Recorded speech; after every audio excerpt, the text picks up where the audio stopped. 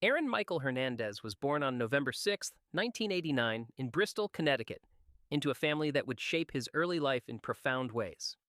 His parents, Dennis and Terry Hernandez, instilled in him values rooted in discipline and a strong work ethic, even though that discipline sometimes bordered on strict and even violent behavior.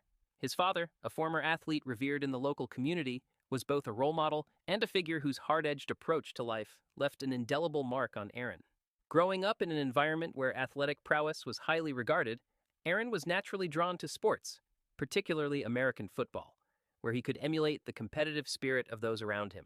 Influenced heavily by his older brother DJ, who would eventually play for the University of Connecticut, Aaron's early immersion in football began as a mixture of passion and familial expectation. The sport provided an outlet for the intense energy and ambition he inherited from his family. And even as a youngster, he demonstrated a keen understanding of the game and a natural aptitude that set him apart from his peers. Despite the underlying tensions at home, Aaron's childhood on the surface appeared relatively stable. He participated actively in school sports and quickly became a standout talent at Bristol Central High School. His prowess on the field was unmistakable, shattering multiple records and earning the distinction of being the state's top player. Aaron's performances were not only a source of personal pride but also a beacon of hope for a community that revered local athletic achievements. His high school career was marked by moments of brilliance that promised a future filled with accolades and success, with college scouts from across the nation watching his every move. However, life's challenges were never far behind.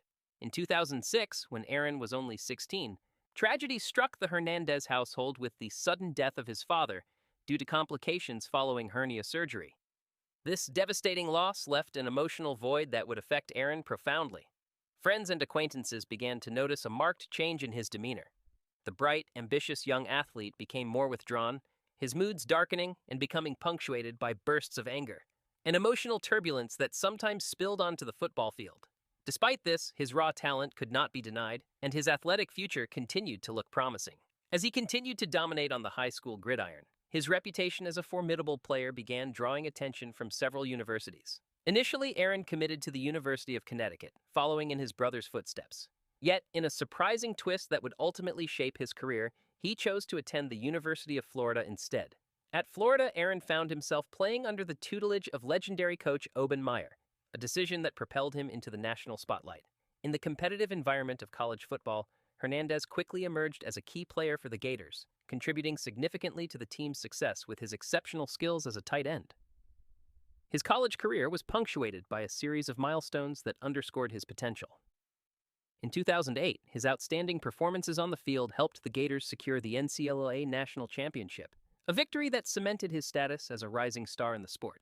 The following year, his achievements were further recognized when he was awarded the prestigious John Mackey Award, an honor given to the nation's best tight end in college football. These accolades not only boosted his profile, but also set the stage for his eventual leap to the professional level. Yet, even as he was being celebrated for his athletic achievements, troubling signs began to emerge. Reports and rumors hinted at issues that would later mar his otherwise promising trajectory. Throughout his college days, whispers about his off-field behavior began to circulate. Suggestions of involvement in fights, associations with unsavory characters, and even substance abuse issues. These allegations, though not immediately decisive in his favor, began to cast a shadow over his rapidly ascending sports career.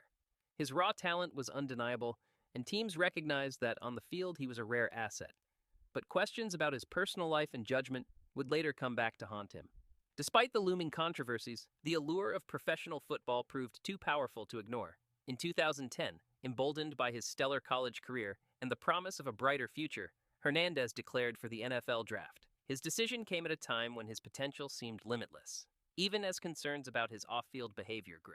The 2010 NFL draft was a pivotal moment for Hernandez. Despite his questionable reputation, reports suggested he had failed drug tests and maintained ties to questionable elements, his athletic ability was too significant to pass over. In a move that surprised many, the New England Patriots selected Aaron Hernandez in the 4th round, 113th overall, under the guidance of head coach Bill Belichick. A figure known for his astute talent evaluation and willingness to take calculated risks, the Patriots signed him to a 4-year contract. This signing represented a gamble on a young athlete with a tumultuous background but undeniable potential. His transition from college star to professional athlete was marked by an intensity and passion that captivated fans and teammates alike. In his early years with the Patriots, Hernandez quickly began to prove his worth on the field. His athleticism, work ethic, and impressive physicality enabled him to form a formidable partnership with quarterback Tom Brady. Alongside fellow tight end Rob Gronkowski, Hernandez's presence became a crucial element in the Patriots' offensive strategy, adding a dynamic edge to the team's performance. The early promise of his professional career suggested that he might soon join the ranks of NFL legends, a prospect that made his eventual downfall all the more tragic. Yet beneath the surface of his success, the seeds of future controversy were already being sown. As he navigated the complexities of professional football, Hernandez continued to attract attention not only for his on-field exploits, but also for his off-field behavior. Rumors of altercations, unsanctioned brawls, and associations with criminal elements began to emerge, hinting at a double life that would soon lead to irreversible consequences. His life was unfolding like a dramatic narrative, one that oscillated between brilliant athletic feats and deeply troubling personal choices. In these early years, Aaron Hernandez's journey was a study in contrasts. On the field, he was a shining example of talent and determination, a young man who had overcome personal tragedy to achieve greatness. Off the field, however, the warning signs of a troubled soul were beginning to appear, setting the stage for the later chapters of his tumultuous life. As his star continued to rise in the NFL, the challenges that lay ahead would test not only his physical abilities but also the resilience of his character, leading him down a path that ultimately would be marked by controversy and tragedy. Aaron Hernandez's rise in the NFL was as dramatic as his eventual fall from grace. Despite the promise he had shown on the field as part of the New England Patriots, his off-field actions began to overshadow his athletic achievements. What once seemed like a meteoric ascent was quickly marred by troubling behaviors that led to legal troubles and personal tragedy, ultimately sealing his fate in one of the most high-profile criminal cases in sports history. By 2011, Hernandez had become a key offensive weapon for the Patriots. His chemistry with quarterback Tom Brady and his dynamic partnership with fellow tight end Rob Gronkowski added a new dimension to the team's attack. The excitement surrounding his potential was further amplified by the Patriots' appearance in Super Bowl 46. Even though they lost to the New York Giants, his contribution on the field was undeniable. Riding on this wave of success, the team extended his contract in 2012 with a 5-year, $40 million deal, a testament to his value as a player.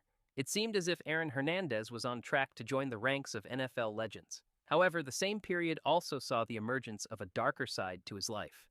Despite the glamour and success of professional football, Hernandez increasingly found himself involved with individuals and situations that hinted at a dangerous lifestyle. Former friends, acquaintances, and even law enforcement officials began noticing his continued association with known criminals and shady characters. Rumors began to circulate about violent altercations, unsanctioned brawls, and even minor run-ins with the law. Although these early warnings were often dismissed by fans and some within the sports community as the eccentricities of a hot-headed athlete, they foreshadowed the tragic turn his life was about to take. A pivotal and ultimately catastrophic relationship was with Odin Lloyd, a man initially connected to Hernandez through personal circles, including his fiancée's family. What began as a friendly association eventually soured into suspicion and paranoia. Hernandez grew increasingly convinced that Lloyd was leaking information about his criminal associations, which further strained their relationship. This escalating distrust would prove to be a fatal ingredient in the unfolding drama. On the night of June 17, 2013, the trajectory of Hernandez's life took an irreversible turn. The body of 27-year-old Odin Lloyd was discovered in an industrial area of North Adbor, Massachusetts. The scene was grim. Multiple gunshot wounds were evident on Lloyd's back and chest, and investigators noted spent shell casings that hinted at a violent encounter. Surveillance footage quickly implicated Hernandez. Images showed Lloyd entering a vehicle linked to him on the night before his murder, and home security cameras captured suspicious movements at Hernandez's residence. Additionally, investigators recovered a key to a rental car near the scene, which was registered in Hernandez's name. Testimonies from Lloyd's friends further indicated that he had expressed concern about his safety in the days leading up to his death. In the wake of these damning findings, on June 26, 2013, Aaron Hernandez was arrested at his home. The arrest sent shockwaves through the NFL community, with the Patriots immediately terminating his contract despite the enormous financial commitment they had made. The case quickly escalated into a high-profile trial that captivated the nation and cast a long shadow over his once promising career. Prosecutors charged him with first-degree murder, contending that Hernandez had killed Lloyd to prevent him from divulging secrets about his criminal undertakings. The trial, which began on March 29, 2015, in Bristol County Superior Court, was marked by a torrent of evidence including surveillance footage, witness testimonies, and digital records that painted Hernandez as a central figure at the crime scene. While the prosecution's narrative was built on the assertion that Hernandez acted out of a desperate need to silence Lloyd, his defense team argued that the evidence was circumstantial. They contended that while records placed him near the scene, nothing irrefutably proved he was the one who fired the fatal shots. Nonetheless, on April 15, 2015, the jury returned a verdict of guilty for first-degree murder, condemning Hernandez to life in prison without the possibility of parole. A verdict that not only ended his NFL career, but also signaled the collapse of his once bright future. Yet, the legal challenges did not end there.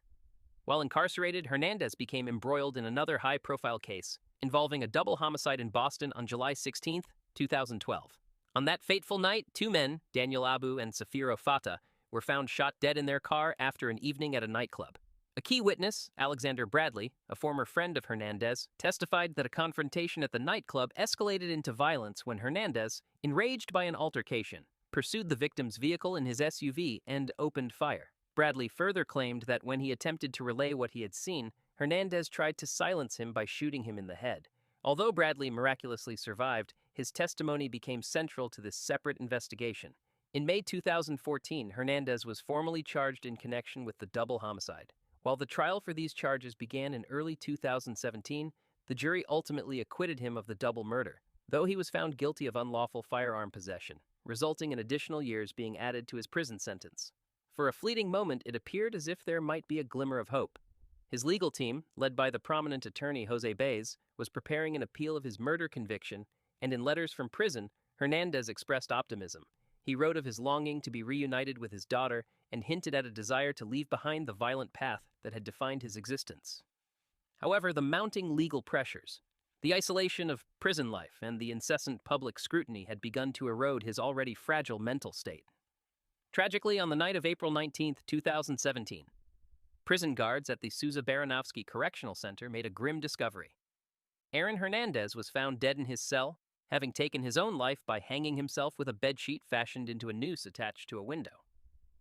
At just 27 years old, his suicide abruptly ended a life that had been a blend of athletic brilliance and personal torment. On his forehead, scrawled in ink, was the phrase John 3:16, a biblical reference encapsulating a desperate plea for redemption and hope amid overwhelming despair. Authorities recovered 3 suicide notes addressed respectively to his fiancée Shiana Jenkins, his daughter, and his attorney Jose Baez. In these letters, Hernandez conveyed expressions of love, gratitude, and resignation, yet he offered no clear explanation for his final act.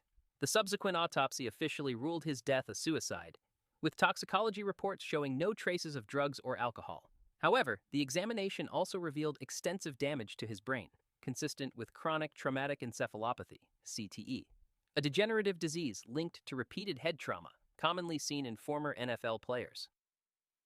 Researchers at Boston University later confirmed that Hernandez had one of the most severe cases of CTE ever documented in someone his age, particularly affecting the frontal lobes, regions vital for impulse control, decision-making, and emotional regulation.